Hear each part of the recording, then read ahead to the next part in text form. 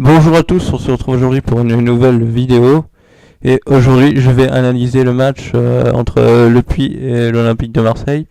Donc je reviendrai ensuite après sur d'autres aspects du club qui me paraissent être importants d'être abordés dans cette vidéo. Donc je commence tout de suite avec le match. Donc, comme vous le savez, un match nul 2-2 qui valide la montée du Nîmes Métropole, dont je ne conteste pas la supériorité, mais comme on l'a vu sur les deux matchs contre Marseille, Marseille a été nettement supérieur. Voilà, après on n'a pas été payé, c'est un peu à l'image de la saison. Mais voilà, donc je reviens sur le match en lui-même. Donc les Olympiens qui démarrent doucement, pas grand chose à se mettre sous là-dedans. Un match équilibré. Et puis finalement, à 2 minutes de la mi-temps, on a Léa Rubio qui ne veut pas faire la méthode Chiellini, le dégagement en touche, ou la méthode Abdenour, comme vous voulez. Et qui essaye d'un dribble hasardeux, qui perd le ballon, et contre défavorable, les buts derrière, bon. C'est la vie, c'est le football. J'ai parlé de script sur mon compte Twitter, mais voilà, c'est des erreurs à ne pas faire, mais bon, manque d'expérience. Je reviendrai ensuite sur le capitanat de Léa Rubio parce que j'ai des choses à dire dessus. Mais je vais rester sur le match pour l'instant. Ensuite, on a donc en seconde mi-temps, Marseille qui a, je pense, appliqué plutôt le schéma que je vous avais montré sur ma précédente vidéo. Sauf que c'est Léa Rubio qui joue à gauche et Madeleine Anigo, bon, particulièrement je l'avais appelée Malena parce qu'elle préfère qu'on l'appelle comme ça. Donc Malena Anigo, milieu de terrain, on a repris le contrôle du milieu de terrain dès qu'elle est rentrée. Ce qui nous a permis d'avoir plus d'occasions et de finalement être logiquement récompensé après un énorme manqué de Léa Rubio 5 minutes avant, récompensé sur un centre parfait de cette même Léa Rubio pour Pauline Cousin qui n'avait plus qu'à pousser le ballon dans le but quasiment vide. Donc voilà, un partout logique, plus que logique même, parce que Marseille mérite largement de mener même. Puis derrière, une longue période de domination continue, un énorme raté alors qu'on est seul devant la cage, un super barré de la gardienne du Puy.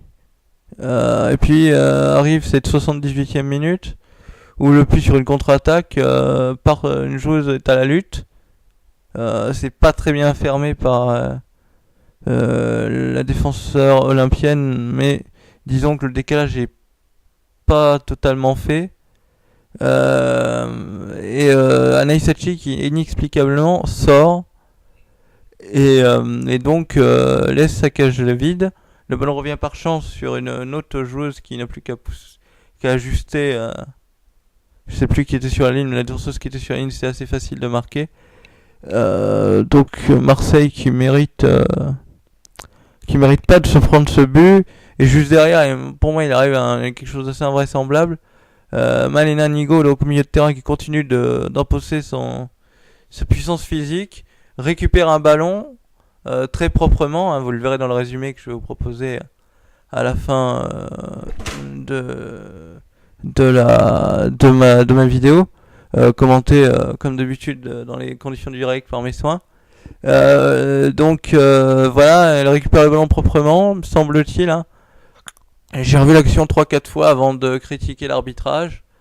On a, en plus, ce qui est intéressant avec le résumé d'OM.net, c'est qu'on a l'action à vitesse réelle. Donc on a la même vision que l'arbitre. Sauf que nous, on est mieux placé que l'arbitre, même j'ai envie de dire, puisqu'on est on est derrière, donc on voit ce qui se passe derrière. Et honnêtement, le ballon est récupéré proprement par Malena Nigo qui va prendre un deuxième jaune sur cette action, totalement injustifiée, j'ai pas peur de le dire. J'ai pas peur de dire non plus que Monsieur Raphaël Robert, l'arbitre, n'a jamais joué au foot de sa vie. Parce que s'il y a carton rouge là-dessus, s'il pense qu'il y a carton rouge là-dessus, c'est qu'il a jamais joué au foot de sa vie. Maintenant, je vais arrêter de le critiquer parce que Il y a eu un autre truc invraisemblable, apparemment ça je l'ai pas vu sur le résumé de M.net, c'est un moment il laisse pas l'avantage alors que la placette portait seule au but. Mais bon ça, évidemment, c'est le football amateur. J'aimerais quand même que la FFF nous dise où ils trouvent tous leurs arbitres aussi mauvais quoi. Parce que je vous l'ai pas dit, enfin je l'avais pas observé, mais il y a le match aller contre le Puy, il y a eu 2 énormes erreurs d'arbitrage. J'en ai pas parlé dans mes précédentes vidéos, mais à un moment il y a Pauline Cousin qui part seul au but. Elle est fauchée, il y a carton rouge sans problème, bah non, coup franc. Très bien. Et juste avant, il y avait eu une main sur la ligne du défenseur du Puy qui empêche l'ouverture du score en marseillaise, qui n'a valu ni pénalty ni carton rouge, alors que les deux y étaient sans problème. Donc voilà, le niveau général de l'arbitrage, vraiment, en Ligue 1 on se plaint, mais il y a pire dans les petites divisions, je vous jure. Je regarde quelques fois les matchs de CFA2, c'est pareil, il y a des décisions absolument invraisemblables parfois. Donc voilà, comme je disais sur Twitter aussi, si les garçons peuvent s'en prendre qu'à eux-mêmes, parce que même s'il y a eu des erreurs d'arbitrage, il y a des matchs qu'ils ont perdus qu'ils ne devaient pas perdre, contre Caen, contre Lorient. Mais là, les filles, tu peux rien leur reprocher, quoi. C'est vraiment, tu peux rien leur reprocher, quoi. C'est terrible de dire ça, mais qu'est-ce que tu veux que je leur reproche? Elles font ce qu'il faut, elles font quelques erreurs défensives, mais bon, c'est une jeune équipe. Et l'arbitre, j'ai pas peur de le dire, voilà, comment rester poli, mais je vais rester poli, mais voilà. Vous avez compris de ce que je pensais. Voilà, parce que c'est pas possible de prendre un carton rouge là-dessus. D'ailleurs, je l'ai dit, Martin Atkinson, qui est pour moi le meilleur arbitre du monde, s'il voit cette action, à mon avis, dans son canapé, il va rigoler. Il va me dire, c'est du football chez vous ou c'est de la, comment ils appellent ça, de la danse, enfin, du ballet. Enfin, vous voyez de quoi je veux parler. Voilà. D'ailleurs, un grand bravo à la joueuse du Puy la fillette de 8 ans qui servait de joueuse au Puy, qui s'est écroulée alors qu'il y avait absolument rien. Enfin, je lui reproche pas de tomber, mais alors de tant de douleur après, faut arrêter quoi. À un moment, le tacle sur le ballon, c'est du foot, mademoiselle. Si tu veux pas de contact, va jouer au tennis quoi. Mais arrête de t'écrouler sur le terrain alors qu'il y a rien quoi. D'ailleurs, voilà, le football féminin, elles sont connues pour pas faire de cinéma. D'ailleurs, ce qui m'énerve dans le football masculin de plus en plus, mais dans le football féminin, elles sont connues pour pas faire de cinéma. Et là, tu respectes même pas les principes du football féminin. Pour moi, tu t'écroules alors qu'il y a rien. Et un grand bravo à l'entraîneur du Puy qui réclame le rouge, alors qu'on a le même angle de vue que lui. Il a vu comme nous qu'il y avait rien du tout et qui réclame le rouge. Bravo, monsieur, belle preuve de fair play. Pierre-Yves, et j'ai oublié son nom. Bravo, monsieur. Franchement, vous donnez une superbe image du football amateur. Je suis très en colère, mais franchement, il y a de quoi. Je suis désolé, il y a vraiment de quoi. Donc, je suis vraiment très très en colère. Comment peut-on réclamer le carton rouge sur un truc pareil? C'est pas possible. Je suis désolé, c'est pas normal. C'est pas fair play. Ça donne une très mauvaise image du football amateur et du football féminin, monsieur. Vous devriez avoir honte, je vous le dis. Et j'espère que vous avez honte. Parce que c'est à cause de gens comme vous que l'Olympique de Marseille ne monte pas en D1. C'est bien dommage. Bon, je vais revenir au reste du match parce que ça m'énerve. Mais vous voyez ce que je pense. Donc voilà, Marseille, malgré l'expulsion de Malena, qui continue d'appuyer là où ça fait mal, c'est-à-dire sur les côtés. Excusez-moi. Marseille qui continue d'appuyer là où ça fait mal et qui est logiquement récompensé à 3 minutes de la fin, à la 92e minute, sur un long ballon mal renvoyé par la défense. Amandine Blanc ne tremble pas au 6 mètres et égalise et ramène un match nul plus que mérité pour les Olympiennes, qui auraient dû l'emporter sans doute ces bizarreries d'arbitrage. Quand même saluer pas la bonne décision de monsieur Raphaël Robert qui semble encore à la rue sur cette action, mais la bonne décision de son arbitre assistant qui a refusé le but de Ludivine Montagna fort logiquement, il faut l'admettre. Donc voilà. Maintenant, il va y avoir, vous allez voir le résumé commenté par mes soins, et je finirai cette vidéo par vous parler d'autres trucs du club. Et je vais parler de trucs qui, pour moi, me gênent beaucoup dans la seconde partie de la vidéo. Voilà, je vous laisse avec le résumé. On se retrouve tout de suite après. Bonjour et bienvenue au stade Charles Massot pour la 21e journée du groupe C de la D2 féminine, le match entre Le Puy et l'Olympique de Marseille. Nous voyons que le terrain est en bon état, ce qui devrait faciliter le jeu pour les Olympiennes. Voilà, donc un match que Marseille doit absolument gagner pour rester dans la course à la montée, même si cette dernière est assez hypothétique. Donc voilà, nous voyons Caroline Pisala et c'est parti. Le long centre, ça passe au-dessus. Une bonne tentative, là, une centre. Anaïs Etchi sans problème. Voilà, donc voilà, la première attaque marseillaise. Avec Léa Rubio qui récupère le ballon au milieu de terrain. Une bonne feinte, une frappe et ça passe à côté. Bonne frappe, manque de puissance et de précision. Une bonne action peut-être. Le ballon, la frappe, allez on cache le poteau, ça revient sur Pauline Cousin, non. Quelle occasion pour l'Olympique de Marseille qui aurait pu ouvrir le score.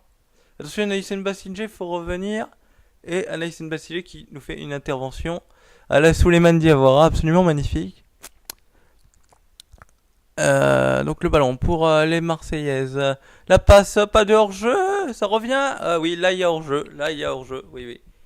Bonne décision du trio arbitral. Même si l'arbitre semblait à la rue quand même. Le ballon perdu et le but pour Le Puy.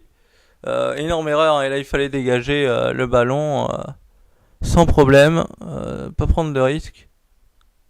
Nouvelle occasion pour Le Puy peut-être, non, une frappe à Naïsachi quand même, qui a dû rester vigilante. Les Marseillais repartent à l'attaque. Pauline Cousin le centre, non c'était pas Pauline Cousin. Mais ça passe au-dessus, quelle occasion. Attention, oh là là, quelle occasion, là aussi un énorme raté des joueuses du Puy. Un long centre, le ballon, revient la frappe, elle est détournée. Le nouveau ballon pour les Olympiennes, voilà, c'est bien joué Alicia Porquies, qui décale sur le côté Léa Rubio, qui va centrer peut-être. Oui, le centre de Léa Rubio, il est parfait pour Pauline Cousin et l'égalisation de l'Olympique de Marseille, amplement mérité au vu de ce début de seconde période. Un centre parfait du pied gauche et Pauline Cousin qui n'a plus qu'à pousser le ballon dans la cage vide. Nouveau corner pour Marseille, tiré directement l'arrêt. Attention, c'est mal dégagé. Pauline Cousin qui va pouvoir décaler. Oui, le centre peut-être, il est bon. Et le but, non. Oh là là, quel raté. Il manquait quelques centimètres. Attention à cette action. Anaïs Hachi qui est sortie. Attention, la passe elle est bonne. Et l'arrêt, la reprise et le but. Le but du Puy totalement contre le cours du jeu. Encore une contre-attaque. Et sinon c'est terrible pour les Olympiennes. Anaïs Anigo, bonne intervention, récupération. Qu'est-ce que l'arbitre? Incroyable décision de monsieur Raphaël Robert qui l'expulse. Quel scandale. Attention, nouvelle occasion, la frappe au-dessus. C'est très dur pour les Olympiennes avec une joueuse de moins. Nouveau corner direct, c'est encore repoussé. Ça revient. Mauvais renvoi et but. But d'Amandine Blanc qui égalise et qui sauve le match nul pour l'Olympique de Marseille, qui risque malheureusement d'être insuffisant pour monter en D1. On revoit cette action avec cette bonne remise. Et en fait, non, les joueurs du Puy ne sont pas marquages. C'est uniquement ça qui a entraîné ce but. Nouvelle action pour le Puy. Bon crochet, la frappe peut-être. Ok, l'arrêt d'Anisachi en 2 temps, bien joué. Superbe arrêt. Ensuite, la dernière chance pour Marseille. Le grand point est passé. Ouh là là, la gardienne a pris les jambes, mais il semble que ce soit sur le ballon. Et voilà, c'est fini. L'Olympique de Marseille qui ne montera pas en D1. Malheureusement, les arbitres en ont décidé autrement. J'ai pas peur de le dire parce que il faut arrêter. Le carton rouge de Malena Anigo est un scandale. Un scandale, quoi. Donc voilà, vous avez vu le résumé. Maintenant, je vais m'attaquer à la deuxième partie de ma vidéo. Donc je voudrais revenir dans un premier temps sur le capitanat de Léa Rubio. J'enchaînerai sur l'arbitrage en général dans cette saison, mais pas, je vais pas seulement critiquer les arbitres, mais enfin vous verrez, je vais également parler est-ce qu'il y a chez les arbitres en fait une sorte d'anti-OM.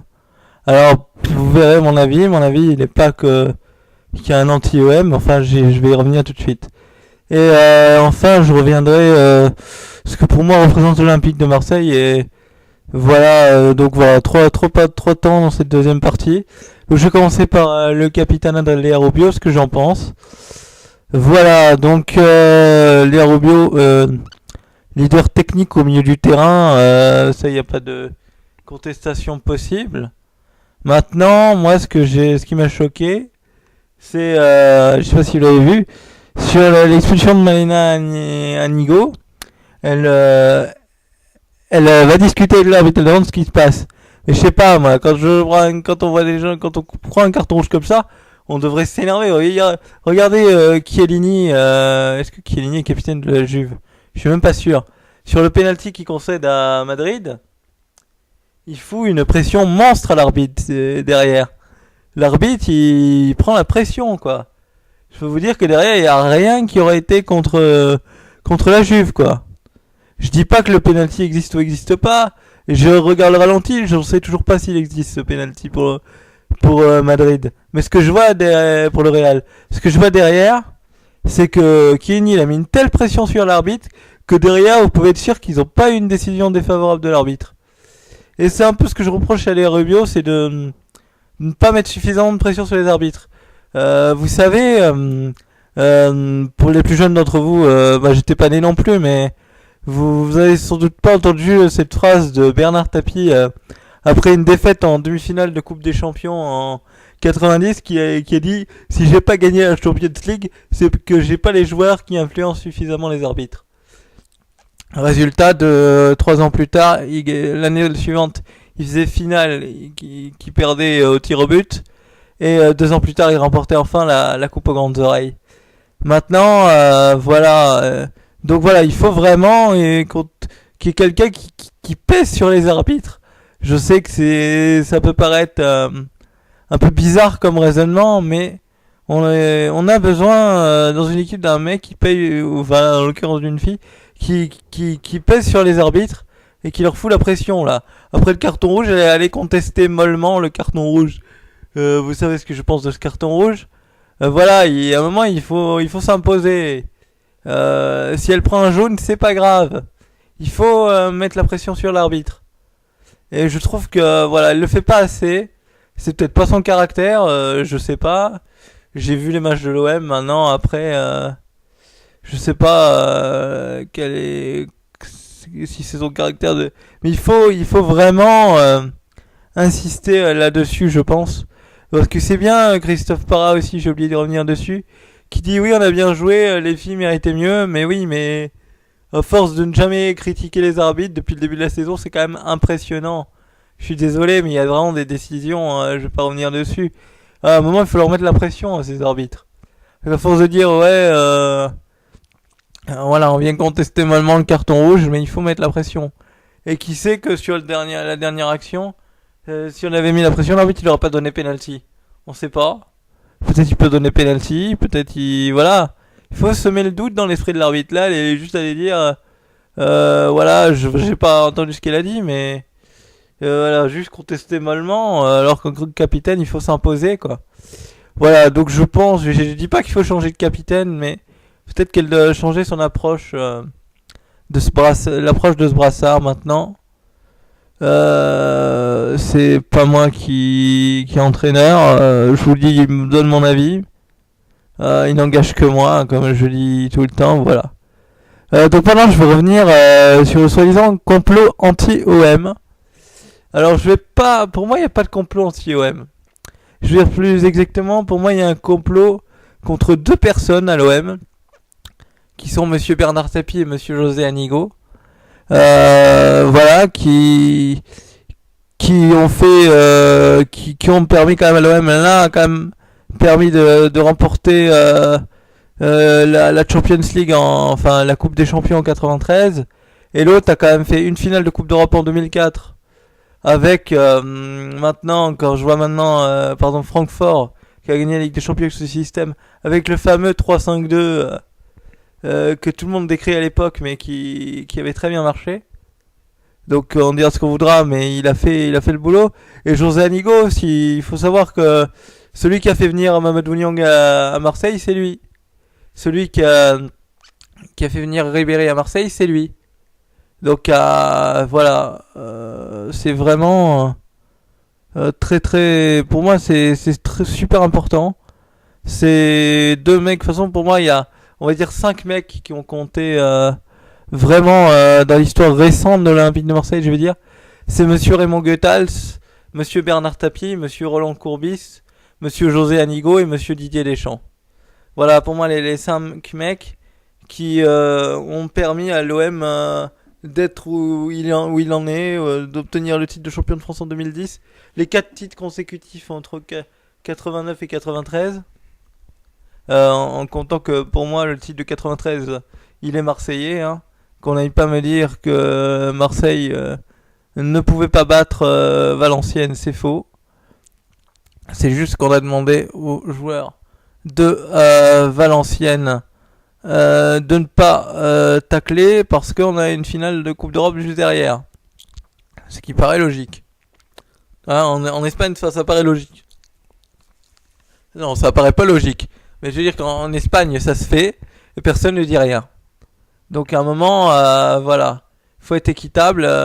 C'était, imaginez, Basile Boli était, je crois qu'il a pas joué ce match d'ailleurs. Mais imaginez Abedi Pelé prenait un gros tacle sur ce match-là, et ben il jouait pas la finale. Ben Marseille n'aurait peut-être pas été champion d'Europe. Juste faut vous dire ça. Voilà, donc voilà, je suis revenu là-dessus. Donc voilà, et depuis, on sait pas, mais il y a un acharnement contre Bernard Tapie et tous les gens qui gravitent autour de Bernard Tapie, c'est-à-dire bon, pas José Anigo c'est à part, je reviendrai après. Mais monsieur Roland Courbis aussi, qui est tombé avec Bernard Tapie. Voilà, des gens, il y a pas une espèce de complanté, mais une méfiance envers l'Olympique de Marseille depuis ces affaires. Alors moi, je vais revenir sur l'affaire des rétro-commissions sur les transferts de Samir Nasri, André-Pierre Gignac et autres, Franck Ribéry. Donc pour moi, cette enquête est une grosse blague. La vérité, cette enquête est une blague. Bon, je veux pas me croire plus fort que la justice, mais j'étudie le droit, j'ai étudié en droit, donc je sais comment ça se passe.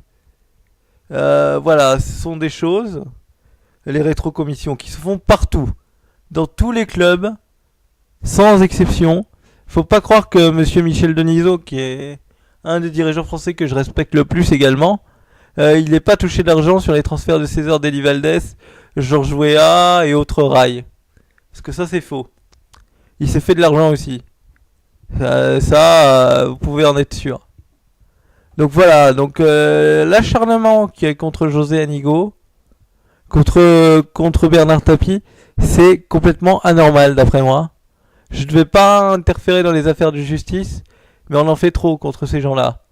Il y avait une interview très intéressante de José Anigo à Téléfoot qui disait au lieu de s'intéresser aux rétrocommissions sur les transferts qui se font dans tous les clubs, retrouvez plutôt l'assassin de mon fils. Je crois que cette phrase veut tout dire, et c'est ce que devrait être la justice en France. Je me permets de critiquer, maintenant la justice fait son travail. Je ne pense pas que José Anigo soit inquiété dans cette affaire. Voilà, mais donc voilà, c'était un coup de gueule contre l'acharnement et ça se ressent également sur le terrain. Moi, je suis désolé. Il y a des décisions d'arbitrage qui sont vraiment scandaleuses. Hein. Alors, je vais pas revenir sur le match des garçons parce que là, bon, bien sûr, il y a le penalty sur Alessandrini contre Bordeaux. Il y a penalty, il y a carton rouge, pas de problème. Pas de problème avec ça. il y a carton rouge. Voilà, bon, l'arbitre s'est trompé. Il s'est trompé aussi sur la main derrière d'un défenseur bordelais. Bon, pas de problème. J'en veux pas non plus à monsieur Bastien de ne pas avoir vu le ballon qui était rentré. Parce que si monsieur Frédéric Thiriez avait fait son travail de mettre la goal line technologie, il y aurait eu but. Ce n'est pas la faute de monsieur Bastien qui ne peut pas voir que le ballon est rentré. Son assistant a malheureusement du mauvais côté aussi.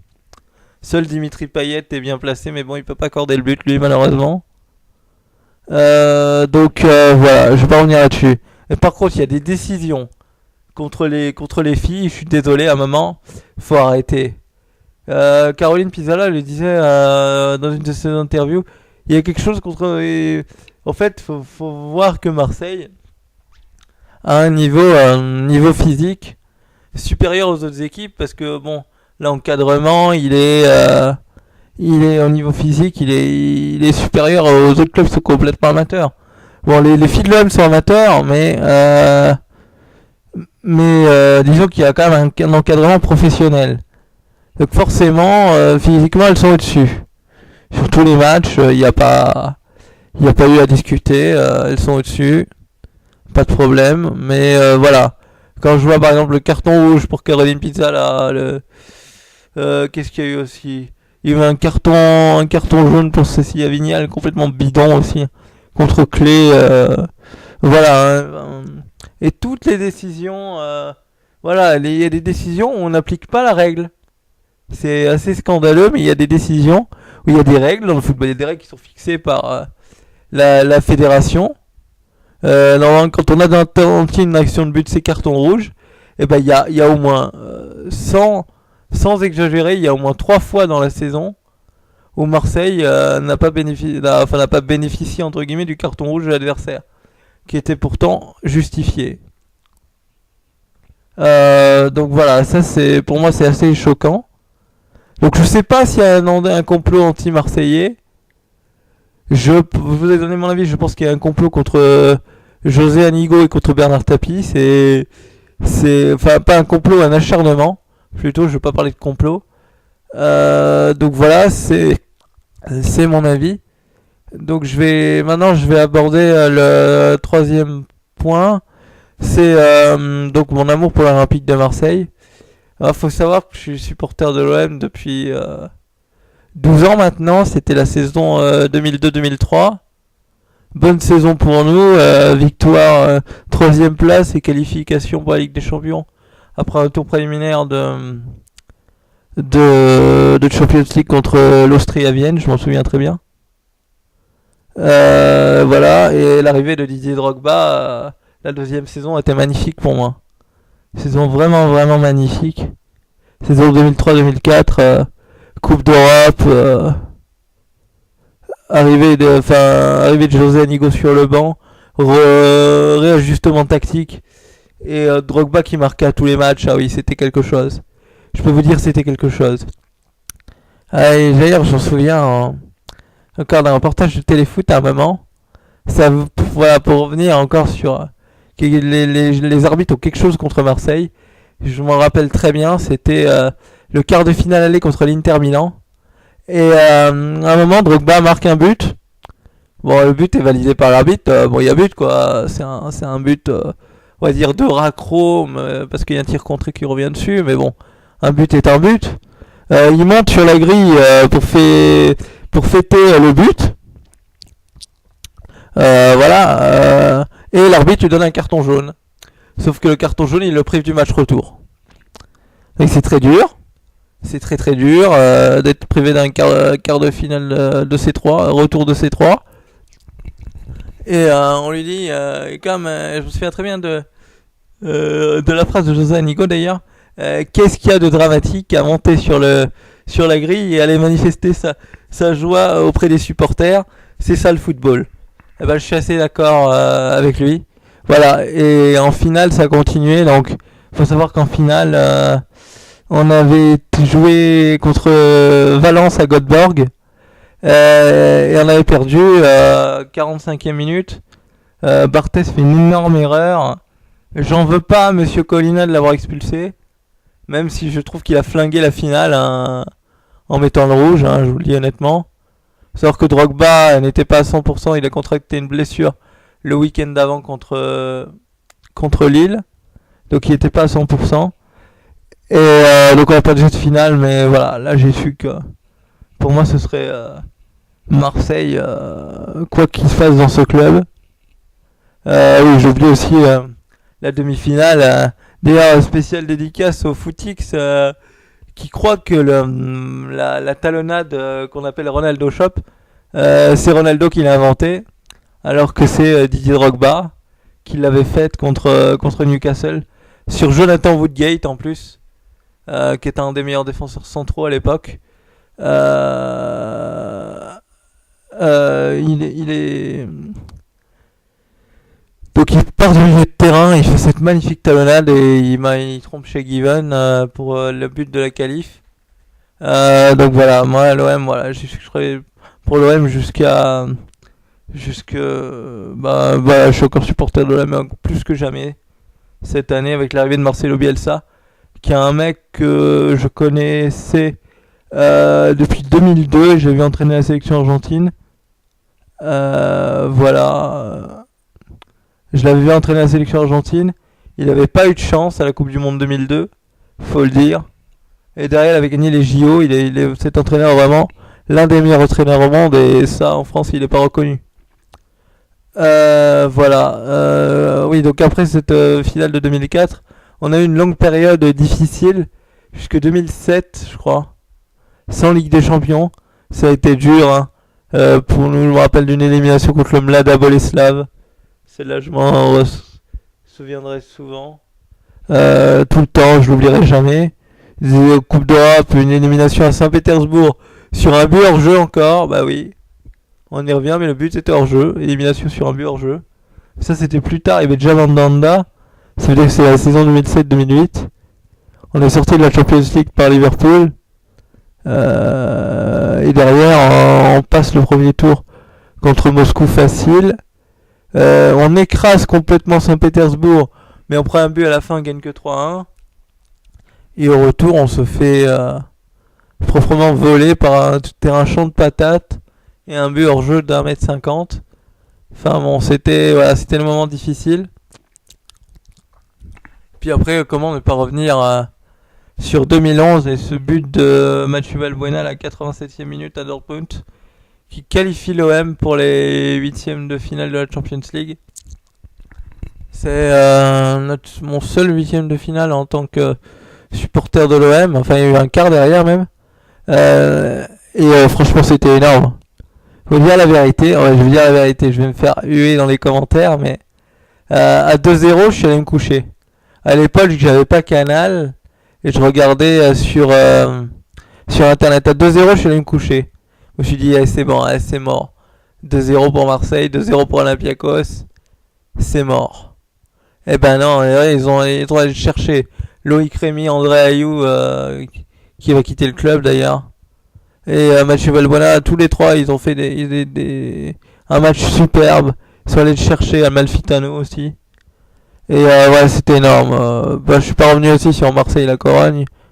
2005, sur Lyon-Marseille 2007, la Coupe de France. C'était Marseille-Lyon plutôt. Là, pour moi, voilà, c'est l'OM. C'est ce que j'aime dans ce club. Voilà, il y a eu OM Inter Milan aussi, le match de 2012 où Brandao contrôle miraculeusement le ballon et marque derrière. Voilà, donc moi j'aime ce club. De ne pas le voir en Ligue des Champions pour la deuxième année consécutive, ça me ferait vraiment pas plaisir. Bon, il faudra gagner ce dernier match contre Bastia. On va le gagner, hein, j'ai pas de doute. Maintenant, espérer que Monaco ne gagne pas Lorient, c'est possible. On a besoin de la Champions League, même si on risque de jouer Manchester au tour préliminaire. Mais on a besoin de la Champions League à Marseille. Lyon et Paris méritent leur place en Champions League. Même pour moi, Marseille mérite plus que Monaco. Donc voilà, j'espère que ça se fera. Voilà, je crois que j'ai fait le tour. J'ai parlé un peu de tout ce que je voulais dire. Voilà. Ouais, c'est bon. C'est bon, donc je vais vous laisser. Je veux dire merci d'avoir regardé cette vidéo et à très bientôt pour une prochaine vidéo. J'espère pour fêter la qualification de Champions League. Oui, j'espère vraiment fêter la qualification de Champions League avec vous. Même s'il faudra espérer que Lorient obtienne un bon résultat contre Monaco. Merci à tous d'avoir suivi et à très bientôt.